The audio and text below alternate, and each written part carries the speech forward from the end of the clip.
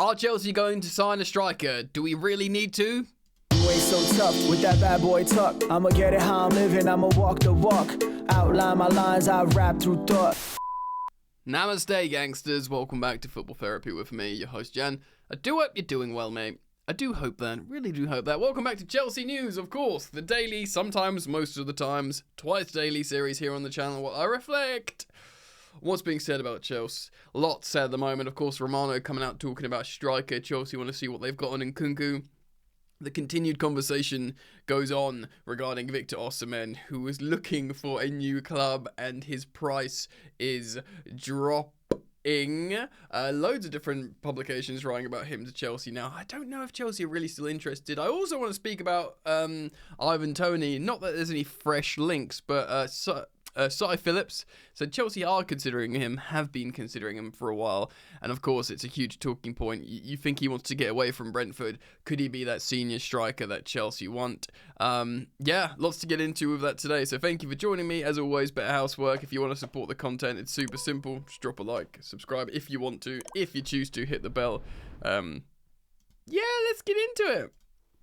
So a big congratulations to Cole Palmer and Conor Gallagher for getting to the semi-final of the Euros. I, of course, reacted to England's win qualification on penalties on the second channel. Football Yannick, here it is. If you want my takes on non-Chelsea stuff, whether it's international football, Champions League football, Premier League football, big transfers, basically my platform where I get to talk non-Chelsea stuff, just go search Football Yannick on YouTube. That's the branding.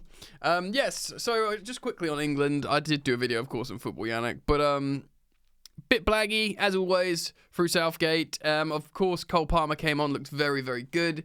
It is tough for him in terms of getting a start because he plays as a right winger or a number 10, and despite what you think of the performances of Foden and Bellingham, it's hard for him. They were slightly improved from their recent performances. Saka was probably England's best player, so I kind of understand Cole Palmer coming off the bench at the moment rather than starting for England. You'll be correct in saying, well, he hasn't been given a chance to start. We don't know what he can do. He might be better than the other guys. True, but the other guys are still sort of there on merit through ranks. You know, and rightly or wrongly, they've sort of earned that place in trust of Southgate. Who knows? Maybe if Palmer comes on and scores a winner in the semi-final, I mean, would that get him a start in the final? I'm not so sure. Look, this is Cole Palmer's first international tournament. He's just turned 22. He's just had his first full season as a sort of senior starter, and he's featuring in every single England game. So, you put it like that, I think he'll be happy. Look, Look, England are outsiders to win the Euros, massive outsiders. If we get past Netherlands, which is a big if, I think we'll be massive outsiders against either certainly Spain, but especially France as well. But let's just say if the unlikely happens and England win the Euros, I'm sure Cole Palmer and indeed Gallagher, who played some minutes, will be happy with being a part of that, you know? So, we'll see what happens from there, but congratulations to those two. Of course, I have to mention Cole Palmer's penalty, stepping up, essentially being sent out first in what was such a tense atmosphere to go and set the tone, you know, go and take the first penalty, Cole. And I was listening to some interesting analysis about the England penalty takers, about how they do so much preparation work for it, and, you know, they stop and they take a deep breath, and, you know, they take their time, and then obviously they're congratulated when they score by another guy while the other one goes up, and there's all this like psychology stuff they do. But Cole Palmer just picked up the ball. He was holding it for ages. He knew he was going first. He didn't not touch the ball and wait and then take his time with the rest. He was holding it for ages, and then as soon as he got up there, he went bang, no problem, let's go. Let's keep it moving. I was hoping, take your time, take a breath, but out of all of them, he was the one that was like, thank you very much, all right, let's get this going, boys. Yeah, so ice cold, still, Cole Palmer deserves all the credit and respect. Awesome. Alright, so let's talk about Chelsea and signings. Romano, firstly, has talked about Renato Vega, of course, this young defender, central midfielder that we're going to have a look at, and he could be the perfect player for for Enzo Maresca's system. So after this deal, Chelsea are prepared to complete 2 signings for the future. Of course, we've spoken about the Aaron Anselmino, from the defender from Boca Juniors. This is in its final stages. He will be loaned back to Boca Juniors for a little while. And also as well, it's not overly exciting because it doesn't immediately directly affect us as well. But 2004 born fullback Caleb Wiley, who's the Atlanta United fullback, is close to joining, but he will go to Strasbourg, an exciting fullback. So these, both of these guys you won't be seeing next season unless they're recalled in January. But they're it's notable business that's being done by Chelsea for the broader system. The broader project at large, the great plans of Blueco that we're hoping pays dividends. So let's talk about strikers, baby. We're going to talk about 2. The high-profile ones today, of course. They keep coming up. They keep being spoken about. Toney and Osimhen. They've gone super quiet, but of course, as time goes on, the conversations come up again. So Romano has spoken about the striker. He said it isn't guaranteed that Chelsea sign a striker because it depends how Nkunku performs in pre-season if he's utilised up top as a striker. I have reservations about that personally. I think Nkunku's an elite player. I think he's a real top-tier, world-class player. But I don't necessarily think farming him up front as a striker is the best way. I'm just going to sip my drink. One sec. Delicious. Of course, we've got Nico Jackson, who performed well last season. Decent, well. And we've got Mark Gu, who we have high hopes for. Got to have high hopes for Mark Gu. He's been purchased for the first team. That's the reports. Of course, we have got European football as well as the cups and the league, so you think there'll be plenty of time to go around with the capacity of Nico Jackson playing out wide. Yes, so Chelsea still looking at a striker. Their Samu Amoradorian hasn't got away. Chelsea apparently still in not negotiations for him, but sort of gently making inquiries. Of course, Atletico Madrid just waved us away. We put in a £30 million bid, and they were like, no, thank you. And honestly, despite his finishing stats looking good, it's not an exciting signing that I'm, really into. I'd rather us probably not invest that money. But, I might be wrong. I've been wrong before. He might come to Chelsea and do really well. So strikers, let's start off with Victor Osimhen and then we'll end on Ivan Toney. So Victor Osimhen, it has basically come out in the media again. It went really quiet. A couple of days ago, an exclusive, learn English, Jan. A couple of days ago, an exclusive from Graham Bailey was saying that Chelsea's interest and what's happening with Chelsea's interest in Osimhen. He said this: a new forward is understood to be high on the list of priorities from Chelsea, which is obviously different to what Romano is saying. Of course, we've completed the deal to sign teenage Barcelona striker Mark Gu, but another striker is understood to be on the list. And the communication between the Blues and Victor Osimhen's camp ahead of a potential move this summer, so it's still there. We reported last month that Chelsea would not pay Osimhen's release clause, which was £110 million. We have now understood that's down by like £85 million. So Osimhen is anxious over a move away from Napoli. He wants to get a move away. He feels like it's at the right time. Of course, Napoli didn't qualify for any decent Europe or any Europe last season. Chelsea are understood to have shown the most interest in Osimhen, and I'm assuming this is outside Saudi Arabia. And the Nigerian forward is of the belief that a move to Stamford Bridge might be the best outcome for him. Rivals Arsenal and PSG have shown interest. I'd probably say more PSG out of those two, but it never progressed. Interesting. And it hasn't with Chelsea due to Napoli's stance, as we've reported. Osimhen put pen to paper for a new deal in the summer, which included the £110 million release clause. Aurelio De Laurentiis is understood to want that fee before agreeing to a sale. We've also heard that that fee has gone down because Antonio Conte, the Napoli manager, has come out saying, well, there's an agreement. I'm not planning to have Osimhen in the squad because we understand he's going, We also know he's spoken about Lukaku, so we've all been filling in the blanks there, like, well, let's make something happen here, let's make some sort of swap with cash.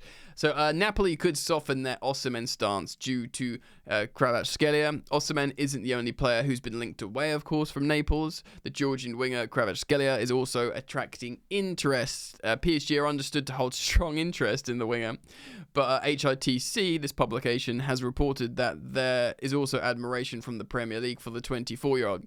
Kvaratskelia's father and agents have told De Laurentiis they want to leave, but he is so far refusing to grant the winger his wish. He will not let him go. Also, of course, Kvaradona, Conte wants him. Conte's joined Napoli thinking he's going to be there as a winger, and he said he's planning for him. He's vetoed his exit. He is not leaving Napoli. Because of the issues De Laurentiis is having with Kvaratskhelia, sources have informed HITC that the Napoli owner could soften his stance on Osimhen, helping Chelsea in the process. Lower money. The thing is with Osimhen, let's talk about Osimhen. Look, let me just transition while I move this page. Yes! He's an icon, he's a Chelsea fan. He's been pictured, like I said in the recent video, if we do sign him, I'll put the farm on him being announced with that picture of him in a Chelsea shirt a few years ago. It's just easy PR. He is a very good striker, Osimhen. He's a proper centre forward. He can score headers. He can score different kinds of goals. He's quite mobile still, though. He probably would suit Enzo Maresca's system. He's probably, in some ways, quite similar to Nico Jackson, I think. But the thing is, he's way too much money. I wouldn't pay 110 million quid for him. Defo. 85 million quid? Maybe. Maybe, but obviously his wages would have to be agreeable as well. You know what? I wouldn't want us to go over Nkunku wages at 190k a week. If he accepts that, I put it to you guys, if you could sign Victor Osimhen for £85 million and you can have him on 190k a week, so under 200k a week, would you accept that?